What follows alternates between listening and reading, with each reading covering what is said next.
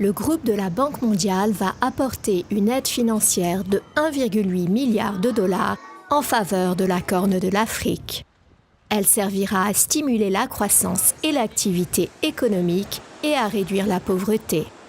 Cette décision a été annoncée le 27 octobre à l'occasion de la visite dans la région de Jim Yong Kim, le président de la Banque mondiale, et Ban Ki-moon, le secrétaire général des Nations unies.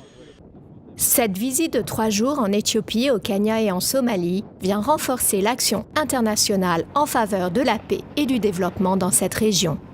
Elle est l'occasion de renouveler l'engagement du groupe de la Banque mondiale, des Nations unies et d'autres organisations internationales à lutter ensemble contre l'insécurité et la pauvreté en Afrique. Like in previous trips that I've taken with Secretary General, we come with a package of support for 8 different countries. And this money will support economic growth, will support the country's ability to invest in their people through health education, social protection programs. And very specifically, we're going to try to help boost business activity and encourage investment so that the jobs can be created for the young people. Des représentants de l'Union africaine, la Banque africaine de développement, l'Union européenne, l'Autorité intergouvernementale pour le développement et la Banque islamique de développement ont également pris part à ce voyage. L'absence de services essentiels de santé et d'éducation, le manque d'emploi et la persistance de différends frontaliers alimentent les conflits entre les pays de la Corne de l'Afrique. Du fait de la violence et de fréquentes sécheresses, 7 millions de personnes ont été déplacées et la région compte aujourd'hui plus de 2,5 millions de réfugiés. We're in the Horn of Africa because the Secretary General of the United Nations, Ban Ki-moon, and I share a belief that peace and development have to go together. What we understand is that when societies are peaceful, they can grow. But also we know that only when there are jobs, when there's social protection, when there's health care, when there's a good education, can you really have hopes for a long and sustained peace.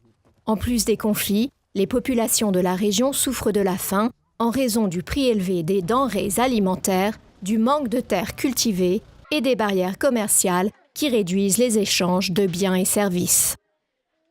Le président de la Banque mondiale et le secrétaire général des Nations unies ont déjà effectué conjointement 2 précédentes visites en Afrique subsaharienne. En novembre 2013, Jim Yong Kim et Ban Ki-moon s'étaient rendus dans les pays du Sahel. Au cours de cette visite, le groupe de la Banque mondiale s'était engagé à réaliser 1,5 milliard de dollars d'investissement pour soutenir la mise en place de filets de protection sociale et financer la construction d'infrastructures ainsi que d'autres projets prioritaires de développement. Depuis lors, le conseil d'administration du groupe de la Banque mondiale a approuvé une première série de projets pour un montant de plus de 300 millions de dollars afin de développer les ressources en eau et l'hydroélectricité, améliorer la productivité agricole et autonomiser les femmes. Le groupe de la Banque mondiale s'est également engagé à garantir pour 800 millions de dollars le projet Banda de production d'électricité à partir du gaz en Mauritanie, au Mali et au Sénégal. En mai 2013, Jim Yong Kim et Ban Ki-moon s'étaient déjà rendus dans la région des Grands Lacs afin d'apporter un soutien financier d'1 milliard de dollars pour répondre aux principaux défis économiques de la région. Cet argent vise à fournir un meilleur accès à l'énergie, éliminer les barrières commerciales et soutenir une agriculture plus intégrée. Une partie de ce financement est également destinée à venir en aide aux populations vulnérables telles que les femmes et les populations déplacées. À ce jour, le groupe de la Banque mondiale a approuvé presque 540 millions de dollars pour développer l'hydroélectricité, les infrastructures de télécommunications à haut débit et procurer des soins de santé, ainsi qu'une aide psychologique aux survivants de violences sexuelles au Burundi, en RDC et au Rwanda.